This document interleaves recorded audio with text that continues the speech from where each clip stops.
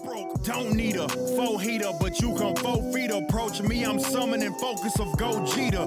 Slight work, so imagine me chilling when folks meet up, cause my.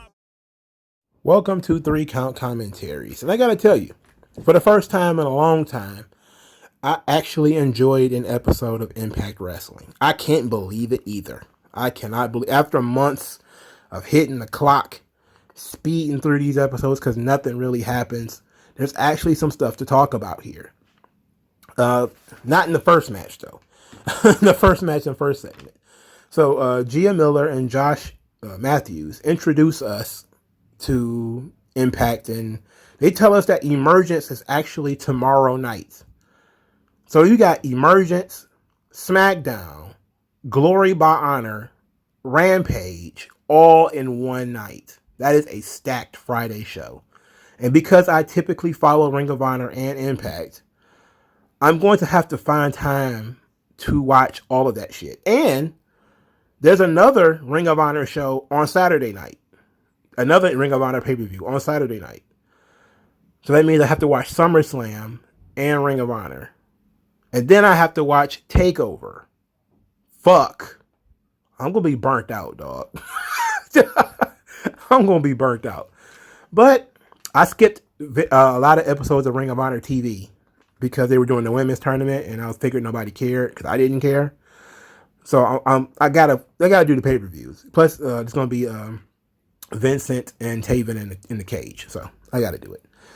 But Friday and Saturday is going to be pretty stacked. I'm going to be a busy boy. I don't know how I may have to stay up late and watch some of that shit and fast forward through other parts of it. Oops, I shouldn't have said that on camera. I mean, on audio. Anyway, they're interrupted by a Morrissey and Eddie Edwards fight. They fight into the arena. They fight around. They fight. And then Sami Callihan comes out and helps Sami Callihan came out and helped Eddie Edwards fight off Morrissey. They have words in which Eddie Edwards says that he's not going to thank him because he didn't ask him. Sami Callihan said, he'll thank him later, and then called out for his opponents because he got a match tonight. The first match, Sami Callihan and Chris Sabin versus Ace Austin and Moose. The match ends with Chris Sabin tagging himself in, hitting a cradle shock on Ace Austin and pinning him. After the match, Sami Callihan pile drives Chris Sabin for tagging himself in. If you'd have told me in 2007 or maybe 2013, 2015 that Chris Sabin would still be around, I would say you're crazy. It was not. I wouldn't believe that he would still be there. I wouldn't believe it, but he is, and Chris Sabin is still there. And I've voiced my frustrations on what's going on with Ace Austin far too many times for me to do it again. Moose, same thing.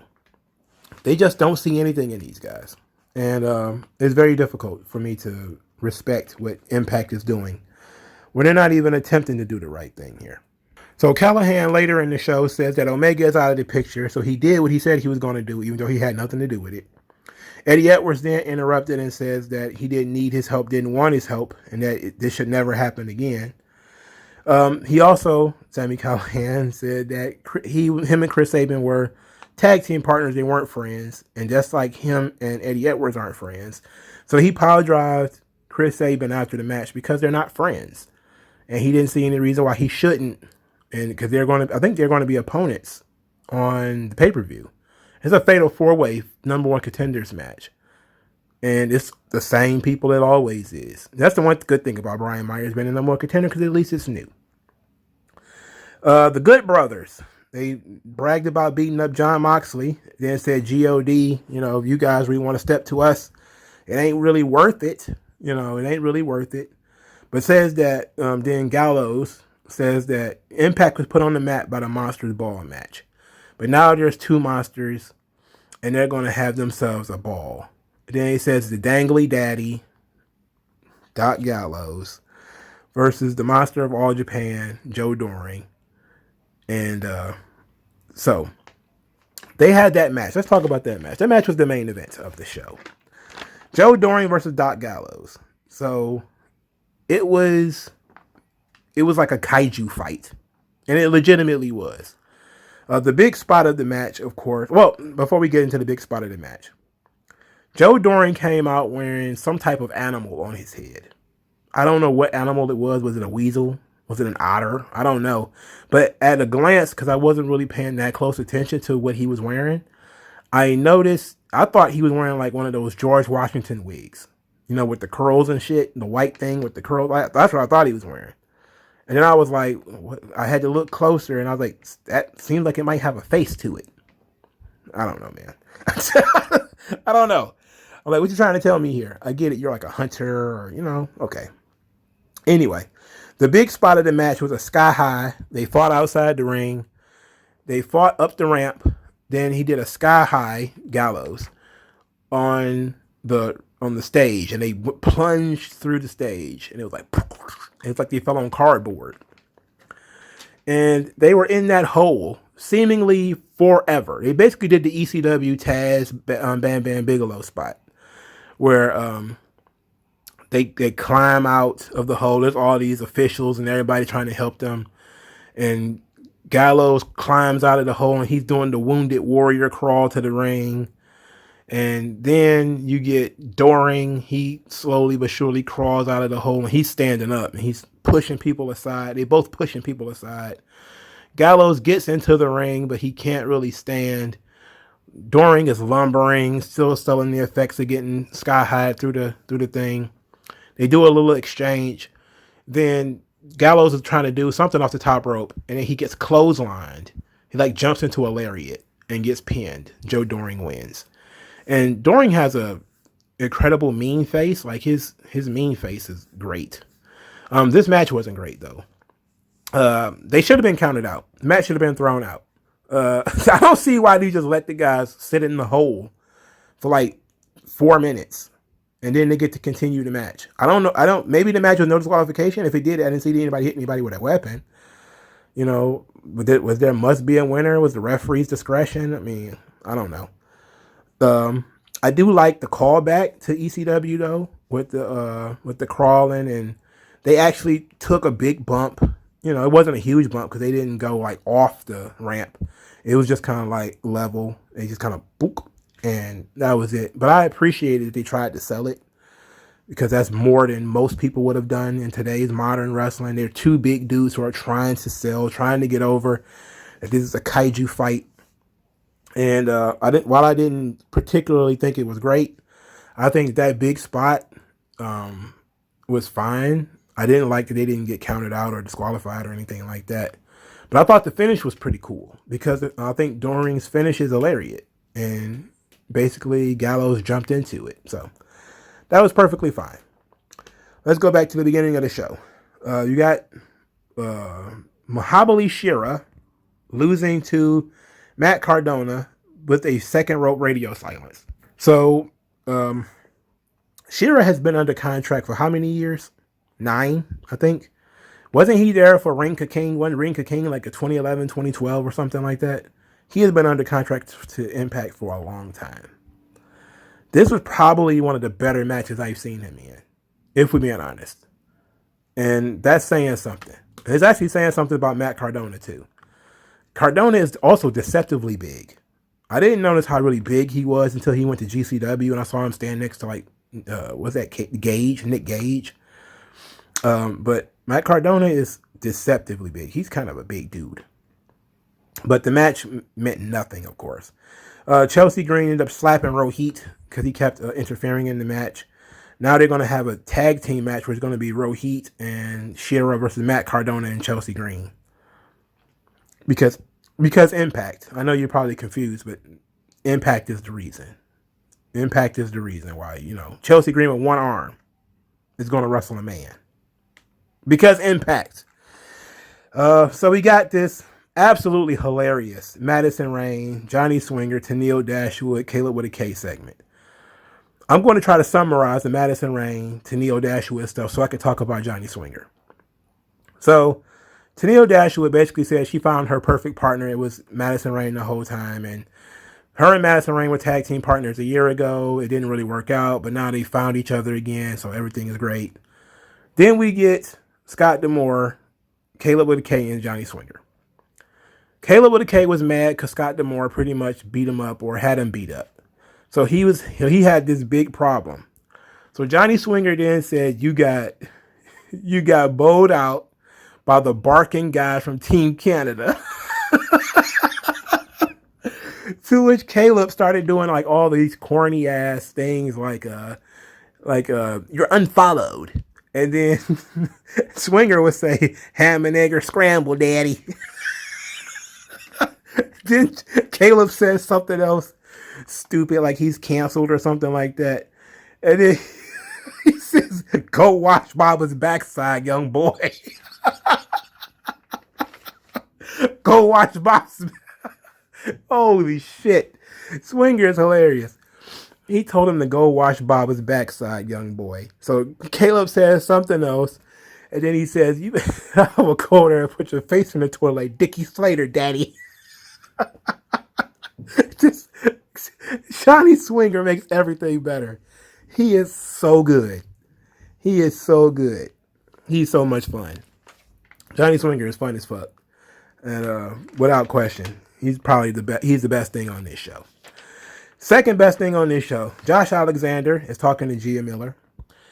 He says that, while it's nice that Christian is the world champion again, but Christian isn't going to be the guy that's going to carry this company into the future. It's going to be him. He's still the flag bearer of Impact. And then when he was asked about if he's concerned about Jake something, because Jake is so much bigger than he is. Josh says he doesn't care. He's not concerned. So that leads Jake something to interrupt and say, if you're not concerned, then you're not paying attention. So I got to show you something. So he tells the cameraman to follow him. He goes and finds Scott D'Amore. Scott D'Amore is arguing with Caleb. And Jake something wants an opponent. Scott D'Amore, of course, gives him Caleb and makes the match no disqualification. So this goes exactly the way you would think it would go. Jake something completely obliterates Caleb Connolly. And he spears him through a table before pinning him. And then him and Josh Alexander stare off at each other. I'm going to watch this show. And I know I said earlier that I probably should skip some of this shit. I'm watching this show just for this match. Because I like Josh Alexander and Jake something. Jake something is a big dude. Okay? You just look at him. He looks like the kind of guy, much like Alexander Hammerstone, like a guy Vince would absolutely adore. He's big. He's hairy. He sounds a lot like, he comes across like a mini Braun Strowman. That's, and there was things about Braun that I actually liked. And there's things about Jake something that I actually like. He's a decent worker. He doesn't need to be great. Doesn't need to do all the flippity doos or be a technical savage. He can work his style pretty well, which is a powerhouse style. I can appreciate that. Josh Alexander is a technical wrestler. I'm going to enjoy this match and hope Jake wins. Don't spoil it for me. Because Jake needs something. They're not going to push Ace Austin or Chris Bay or anybody like that. Please, at least push Jake. Josh is good, but, give other people stuff too, Jake should be one of the guys in the running to be the world champion. He really should. They just don't do enough with him. Speaking of the world championship, we got Christian. Christian comes out. He says it's good to be back after 9 years. It was an honor to bring the Impact titles back because Impact was the place that, helped him find himself. And when he took a chance on himself, Impact took a chance on him. But it's not about the past anymore. It's about the future. So he retires the TNA World Heavyweight title, which I had no problem with. The fact that they was carrying 2 belts is stupid anyway. So it's all about the Impact title. The Impact title is now the only title. He says that the Impact Championship should be considered the #1 championship in this company. Like he wanted to say in this business, but he signed to AEW. So he says this company. It was nice that he said that, TNA will be burned into his soul forever. I also forgot they called somebody. I think Matt Stryker was being a mark and yelling about the Instant Classic. And to be quite honest, I forgot about that nickname. That used to call him the Instant Classic. I love that. I used to love that nickname for Christian. It was pretty cool. We need to bring it back. In any event, Christian still comes across like a guy who is like, Scott D'Amore, you need to leave me alone at some point. Stop calling me Scott D'Amore. He doesn't look like a hostage this time. He just still looks like a guy who is trying to shake TNA. He's like he's still trying to get rid of TNA and escape them somehow. In any event, Brian Myers came out. They have words. And then Christian kind of roasts Brian Myers. He says that, oh, it's nice, really nice to see that you finally broke out of Matt Cardona's shadow. You've always been chock full of talent, but didn't know what to do with it. I'm glad you did more than, you found something to do about being held down instead of bitching about it. You might be the most professional wrestler, but I am the best professional wrestler. And I was like, okay, this wasn't bad. This wasn't bad at all. It would be easy for me to take a cheap shot and say this was like a third match on SmackDown kind of thing, which technically it is. But I'm willing to say, give Brian Myers that spot. I'm willing to say, because it's different. I'm always willing to see different and experience different and give people opportunities. Plus, Brian Myers has been like, oh, I've been the best in the mic and the best in the ring for a year. I deserve this. And okay. All right. They get into a little bit of a scuffle that ends with Christian knocking out Sam Beal. He didn't put his hands on Brian Myers. Considering this was a microwaved feud, I guess it was okay. I liked Christian's promo. Christian is a very strong promo. Very, very strong promo. And it works. It works. He can get over his things. Let's see. What else we got here? Okay, we got Melina and Trey Miguel. So Melina is walking to the ring. She runs into Trey. She says, Trey, do you still hang out at the treehouse? He starts smelling his clothes. And then says, no, but I still know how to get pretty high, though. And then he asks her, can you still do the splits? And then she kind of flirtily says, you'll see. And I was kind of like, what is going on here? What is going on here? I've been pretty hard on Melina lately. That ain't gonna change very much in this match. The next match was Melina versus Brandy Lauren. Melina, of course, wins by submission with I think it's called the California Dream. I wrote down they should sign Brandy Lauren before the match started because I remembered Brandy Lauren from Evolve. She didn't really get a chance to do anything in NXT. So she's essentially still a fairly new talent. I remember Brandy Lauren when she was hanging out with Anthony Green and who else was in that stable? I don't remember. But they were like the in crowd. And she's basically like a high school mean girl. And I thought it might get over because she's still young enough to pull it off. Her in-ring work needed some help. So that's why I thought NXT is probably going to, she's a pretty girl. She's not bad looking. So I figured she might get over, at least on looks alone, until her in-ring work caught up. And then I saw this match. And even though she was in a jobber position, where she didn't really get much offense, she did not look good. Brandy Lauren did not look good. And to be quite honest, Melina didn't either. But Brandy Lauren was the one I was really watching, and she did not look good. She threw one kick, and it looked so choreographed, and it was so slow. And I think it was probably slow and choreographed on purpose because of Melina. But she didn't look very good. I think she might be a decent manager, though. But I kind of want to hear more promo from her. They should bring her in and keep her around pretty regularly just to see what they can do. Because I think Brandy Lauren has something. It's just hard to see what it is. Because she didn't wrestle a lot in Evolve. Well, she did, but she didn't. She was mostly a character, a personality who, was trying to keep all the other women out of Evolve. She wanted to be like the only woman in Evolve, or the top woman. And she was feuding with Raquel Gonzalez and Shotzi Blackheart. And it was cool. But I haven't seen anything good she's done since. And it didn't help. Well, anyway, Melina did the splits in this match. And Deonna Purrazzo actually jumped her post-match. And Matthew Raywalt helped beat her up. This led Trey Miguel to come out there and help them out. Then Melina recovered and was able to beat up Donna Purrazzo and bumped her outside the ring. Now they're going to have a tag team match, Melina and Trey versus Matthew Raywalt and Diana Purrazzo.